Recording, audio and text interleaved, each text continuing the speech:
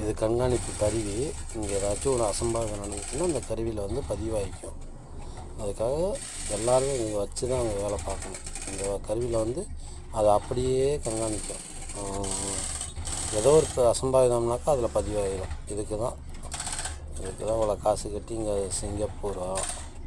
தயவுசெய்து படித்தவங்க அந்த படிப்பை வச்சு சிங்கப்பூர் வாங்க. இந்த ஏஜென்சியாக அவங்க தமிழில் எப்படி முகவர்கள் அவங்க வந்து அவங்களுக்கு ஒரு 50,000 காசு கிடைக்கும் ஒரு ஆளை ஏற்றினா. அதுக்காக அவங்க இல்லாத அத்தனை பொய்யையும் அவங்க புழுகி நம்ம படித்தவனை படிக்காதவனை சொல்லி இங்கே சிங்கப்பூருக்கு ஏற்றி விட்டுறாங்க.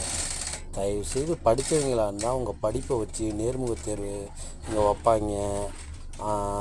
ஆன்லைனில் அதாவது வந்து இணையத்தில் போய் பார்த்து வாங்க. வந்து இங்கே மாட்டிக்காதீங்க. அது பெரிய கஷ்டம்.